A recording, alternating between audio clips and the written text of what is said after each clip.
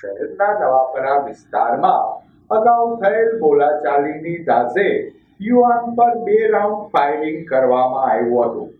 જોકે ફાયરિંગની ઘટનામાં યુવાનનો આબાદ બચાવ થયો હતો.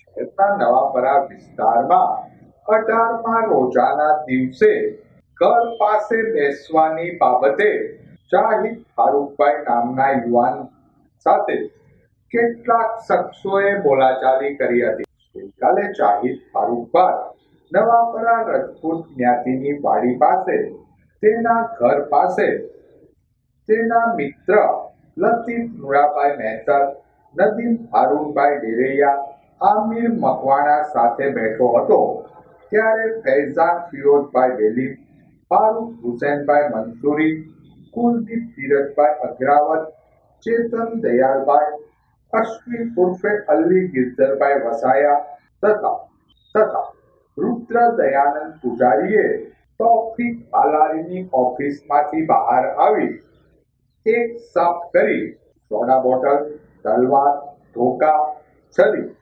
જેવા ઘાતક હથિયારો ધારણ કરી છૂટા ઘા કર્યા હતા.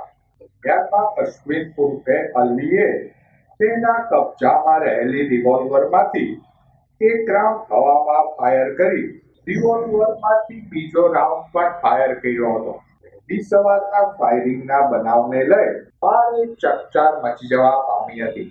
ઘટનાની જાણ થતા city DYSP Singhal, local crime branch, SOG અને નિલંબાગ પોલીસનો કાફલો ઘટના સ્થળે દોડી ગયો હતો. પોલીસે સ્થળ પરથી ખાલી કાર્ડિસ કબજે લઈ ગુનામાં સંડોવાયેલા 6 ઇસમોને ઝડપી લીધા હતા.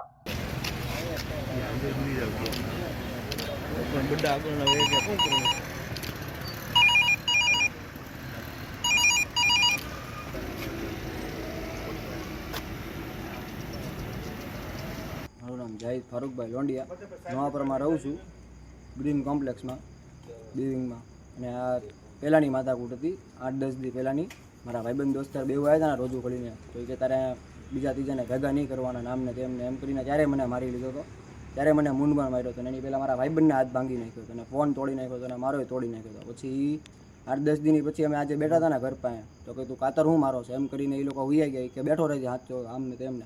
તો પછી એ લોકો ઓચિંતાને આવ્યા, ફારૂક, કુલદીપ ને એક અલ્લી એ આવ્યા ને પછી પેલો તહલા કરીને હતો વલ્લીભાઈનો છોકરો, એ બધા આવ્યા ને પછી બીજા અજાણ્યા હતા 4-5. ત્યારે અમે બેઠા હતા ને તો ઓચિંતાના ધોકા ને તલવારોના ફાયરિંગ કર્યા માથે.